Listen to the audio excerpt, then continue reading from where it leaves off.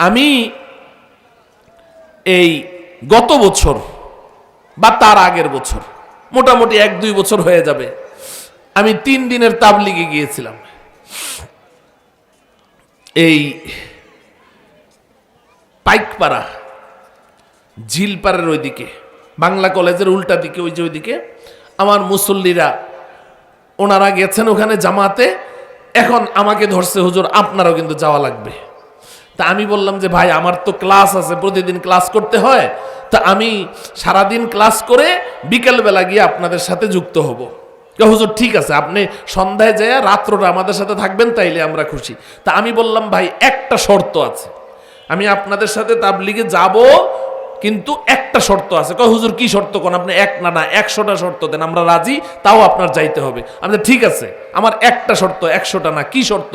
বললাম যে আমাকে কোনো বয়ানে দিতে পারবেন না, আমি কোনো বয়ান করব না, আমি যাব, একটা শর্ত আমি শুনবো, কারণ সব জায়গাতেই তো শিখার আছে। আমি আলেম হইতে পারি, আমি হাজারো কিতাব পড়াইতে পারি, হাদিস পড়াইতে পারি, বুখারি পড়াইতে পারি, কিন্তু দাওয়াত ও তাবলিগেরও তো একটা উসুল আছে, একটা কথা বলার একটা নিয়ম আছে, একটা ঢং আছে না?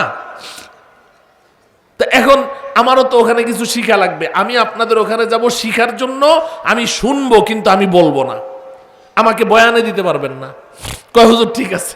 শর্ত কিন্তু মানলো ঠিকই, কিন্তু 3 দিন আমাকে মাগরিবের পরে বয়ান করতে দিল। এখন ওখানে মুসল্লিরা আছে, ওখানেও তো অনেকে আমাকে চিনে, তো যেহেতু চিনে, যাওয়ার পরে সবাইকে হুজুর আপনি থাকতে আবার বয়ান কেটা করবো, আপনিই তো করবেন। তো আমাকে 3 দিন বয়ান করতে দিল। কিন্তু ঘটনাটা আপনারা শুনেন, আমাদের অবস্থাটা কি, একটা শিক্ষণীয় ঘটনা আছে। তো আমি প্রথম দিন বয়ান করলাম, খুব জোশের সাথে দরদ নিয়ে কথা বললাম। তো কিছু মুরব্বি চেয়ার নিয়ে পাশে বসা, ওই এখানকার স্থানীয় কমিটির লোক বা এরকম কিছু একদম সাদা দাড়িওয়ালা কিছু মুরব্বি, ওনারা চেয়ার নিয়ে বসা, ওনারা বয়ান শুনছে। তো এখন প্রথম দিন যখন বয়ান করলাম, বয়ানটা শেষ হওয়ার পরে এক মুরব্বি আমাকে একদম জড়ায় ধরে কান্না শুরু করে দিল যে হুজুর ইচ্ছা কথাই জীবনেও শুনিনো, এত সুন্দর কথা, মাশাআল্লাহ, আন্নে ইচ্ছা কথা কন, এত সুন্দর করে বয়ান করছেন, আর একেবারে দিল জুড়াই গেছে। কথা বুঝেন? আমার কথাটা বুঝছেন? আচ্ছা, তো ওই মুরব্বি আমাকে খুব আদর করলো একেবারে, যে হুজুর এত সুন্দর বয়ান আপনি করছেন। আচ্ছা, ভালো কথা। তো প্রথম দিন যে বয়ান করলাম, ওই বয়ান শেষ হয় নাই। তা আমি বললাম ঠিক আছে, যদি সম্ভব হয় কালকে বাকি। পরের দিন আবার বয়ান করলাম। তো পরের দিনও উনি আমাকে ওইভাবে খুব আদর করলেন, ওই মুরব্বি, যে মাশাআল্লাহ অনেক সুন্দর কথা। এই সেই তৃতীয় দিন যখন আলোচনা করলাম, তো তৃতীয় দিন বয়ানে খেয়াল করেন, কথা বলতে বলতে এক পর্যায়ে কথায় চলে আসলো যে ভাই আমরা দাওয়াত ও তাবলীগের মেহনত করছি, মানুষকে হেদায়েতের দিকে ডাকছি, তা তো ঠিক আছে, কিন্তু আমাদের অনেকের নিজেদের ঘরেরই কিন্তু খবর নাই, নিজের ঘর ঠিক নাই। আচ্ছা বলেন, এটা কি কোনো অন্যায় কথা? আমি বললাম যে আমাদের নিজের ঘর কিন্তু ঠিক নাই, আবার নিজের বিবি পর্দা করে না, বাচ্চারা নামাজ পড়ে না, কিন্তু আমি কিন্তু তাবলিগে বের হয়ে পুরা মানুষকে হেদায়েত করতেছি, কিন্তু আমার ঘরের খবর নাই। অথচ আল্লাহ রব্বুল আলামিন নবীজিকে বলেছেন এবং ইমানদারদেরকে ডেকে বলেছেন, ইমানদারদেরকে, যে কু আনফুসাকুম ওয়া আহলিকুম নারা, আগে নিজে জাহান্নামের আগুন থেকে বাঁচো, এরপরে পরিবারকে বাঁচাও, এরপরে হলো তোমার প্রতিবেশীকে দাওয়াত দাও, এরপরে ধীরে ধীরে বাহির দিকে যাও। দাওয়াতটা শুরু হবে এইভাবে। তো এইভাবে বলতে বলতে এক পর্যায়ে বললাম যে আমি এমন অনেক তাবলীগের সাথীদেরকে পেয়েছি যারা ব্যাংকের বড় বড় অফিসার, ব্যাংকে চাকরি করে, তো ওনার ইনকাম হালাল না, ওনার ইনকাম কিনা হালাল না, ব্যাংকে চাকরি করে। এখন এই সুদি লেনদেন চলছে, নিজে হারাম খাইতেছে, বউকে হারাম খাওয়াইতেছে, বাচ্চাদেরকে হারাম খাওয়াইতেছে, কিন্তু উনি তাবলীগের বড় আমির। আমি এরকমও দেখেছি, সঙ্গক্রমে আমার চলে আসছে। কিন্তু আমি তো আর জানি না যে যেই মানুষটা 2 দিন আমাকে আদর করলো উনি ব্যাংকের বড় অফিসার, এটা তো আর আমার জানা নেই। আমি ওয়াজ শেষ হইল, ওয়াজটা শেষ হওয়ার পরে ভাই, উনি ওয়াজটা শেষ হওয়ার পরে উনি আমাকে বলতেছে আন্নে এগুন কিয়া কন, আন্নের এগুন কোনো ওয়াজ হয়নি, এগুনের মধ্যে কোনো হেদায়েত আসেনি, আন্নে এগুন কিয়া কন, আন্নে সাল লাগাইছেন, আমি না আমি সাল তো লাগাইনি। চিল্লা লাগাইছেন, না আমি চিল্লাও লাগাইনি। আন্নে ধরা খাই যাবেন, আন্নে ধরা খাই যাবেন, আন্নের এগুনের মধ্যে কোনো হেদায়েত নাই, এগুন কোনো ওয়াজ হইল নি। এখন আমি তো একেবারেই বোকা, কি ব্যাপারটা কি? উনি গত 2 দিন আমাকে এইভাবে আদর করলো, বয়ানের এত প্রশংসা করলো, আজকে কেন এইভাবে খেপে গেল? পরে আমি বললাম যে ফাজায়েলে আমাল যিনি লিখছেন আপনি কি তাকে চিনেন? হ্যাঁ চিনি। শেখ জাকারিয়া রহমতুল্লাহ আলাই বলে যে হ্যাঁ। আমি বললাম উনি তো সালও লাগায় নাই, চিল্লাও লাগায় নাই, তো তাতে কি হয়েছে? কয় হেতনেও ধরা খাই যাব, হেতনেও ধরা খাই যাব। আরে এমন খেপা খেপলো ঘটনা কি? আমি তো একদম গাধা হয়ে গেল। পরে আমাকে ওখানকার একজনে বলতেছে, হুজুর আপনি তো সর্বনাশ করে দিয়েছেন, আপনি তো একেবারে সব শেষ। আমি কেন, কি হয়েছে? কয় উনি তো ব্যাংকের বড় অফিসার। কথাটা বুঝাইতে পারলাম?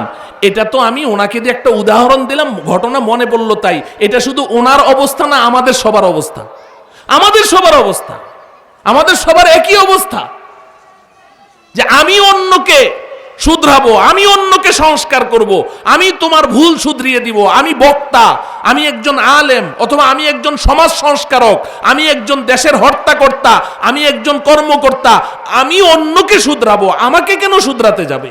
আমার মধ্যে কোনো দোষ নাই। আমাদের প্রত্যেকটা ইনসানের, বনি আদমের মূল সমস্যাটা ভাই এই জায়গায়, মূল সমস্যা এই জায়গায়।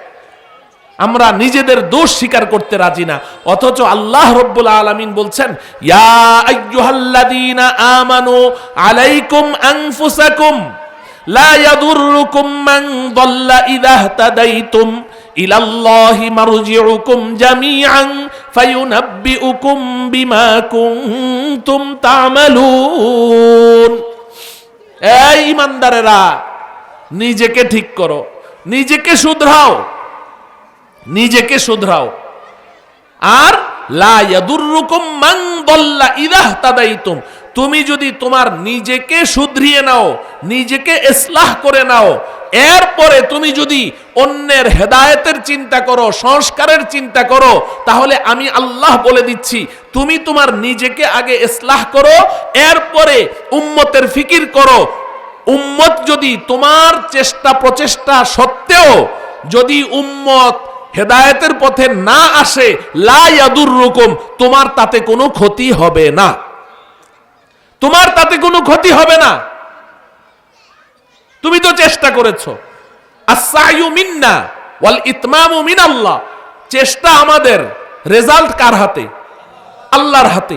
আরে আমি আপনি তো দূরের কথা, নবীজি সাল্লাল্লাহু আলাইহি সাল্লাম যাকে আল্লাহ পাক গোটা জগৎবাসীর হেদায়েতের জন্য পাঠিয়েছেন, নবীজি যখন উম্মতের চিন্তায় অস্থির হয়ে গেলেন, হায় রে আমার উম্মত সব জাহান্নামে যাচ্ছে, হায় রে আমার উম্মতের কি হবে, নবীজির ঘুম নাই, খানা নাই, নবীজি অস্থির। আল্লাহ পাক নবীজিকে ধমক দিয়ে বলছেন লাস্তা আলাইহিম বিমুসাইতির, এই আমার বন্ধু, আমি আপনাকে পাঠিয়েছি মানুষকে দাওয়াত দেওয়ার জন্য, আপনাকে কি আমি দারোগা বানিয়ে পাঠিয়েছি নাকি যে লাঠি দিয়ে পিটায় সবাইকে হেদায়েত করে ফেলবেন? কিরে ভাই, হেদায়েত কি নবীজির হাতে, আমাদের হাতে? কার হাতে? আল্লাহর হাতে।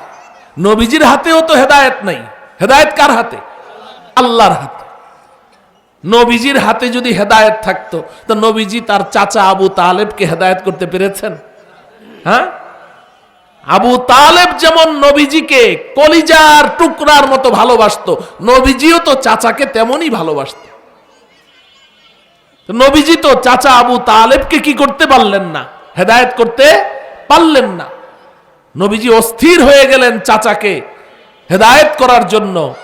মৃত্যুর আগ মুহূর্ত পর্যন্ত নবীজি হাল ছাড়েন নাই, মৃত্যুর আগ মুহূর্ত পর্যন্ত। চাচা একটু আমার কানে কানে খালি বলেন লা ইলাহা ইল্লাল্লাহ মুহাম্মাদুর রাসূলুল্লাহ, নাইলে নাই বললেন, খালি লা ইলাহা ইল্লাল্লাহ টুকু একটু কানে বলেন না, আমি হাসরের ময়দানে আপনার জন্য সুপারিশ করব, আপনাকে না নিয়ে আমি জান্নাতে যাব না। কিন্তু আবু তালেব এটা বলতে পারলেন না। কুরাইশের নেতারা দূর থেকে চোখ রাঙ্গানি দিয়েছে, আবু তালেব খবরদার, যদি তুমি এই কথা বলো তোমার লাশ কিন্তু আমরা মদিনার অলিতে, মক্কার অলিতে গলিতে একদম পথের মধ্যে হেঁচড়ায় টেনে হেঁচড়ে আমরা ঘুরাবো। খবরদার। নেতাদের ভয়ে তিনি বললেন না। নবীজি কাঁদতে কাঁদতে অস্থির হয়ে গেলেন। আল্লাহ রব্বুল আলামিন আয়াত নাজিল করলেন, ইন্নাকা লা তাহদি মান আহবাবতা ওয়ালাকিন্নাল্লাহা ইয়াহদি মান ইয়াশা। ও বন্ধু, আপনি চাইলেই কাউকে হেদায়েত করতে পারেন না। আল্লাহ যাকে চাইবেন সেই হেদায়েত পাবে। আপনার চাওয়ার কারণে কেউ হেদায়েত হবে না। আপনি দরখাস্ত করতে পারেন, কিন্তু হেদায়েত দেওয়ার মালিক কে? আল্লাহ রব্বুল আলামিন। এজন্য আমার প্রিয় ভাইয়েরা, আমাদের ভুলটা এই জায়গায় আল্লাহ ধরে দিয়েছেন যে পুরাটা দেশে, এটা শুধু আমি আমার কথা বলছি না, পুরা দেশবাসী আমরা এই ভুলের মধ্যে আছি যে আমরা খালি অমুক অমুক জায়গায় খালি সংস্কার করতে চাই, ওইটা নষ্ট হয়ে গেল, ওটা নষ্ট হয়ে গেল, ওটা ধ্বংস হয়ে গেল, কিন্তু আমি যে ধ্বংস হয়ে গেছি এটা আমার খবর নাই। নবীজি সাল্লাল্লাহু আলাইহি সাল্লাম একটা ভয়ঙ্কর কথা বলেছেন, মান ক্বালা হালাকান নাস ফাহুয়া আহলাকুহুম। যেই বেটায় কথায় কথায় বলে মানুষ ধ্বংস হয়ে গেল, অমুকে ধ্বংস হয়ে গেল, নবীজি বলেন ফাহুয়া আহলাকুহুম, ওই বেটা হলো সবচেয়ে বড় ধ্বংস, ও সবচেয়ে বেশি ধ্বংসশীল।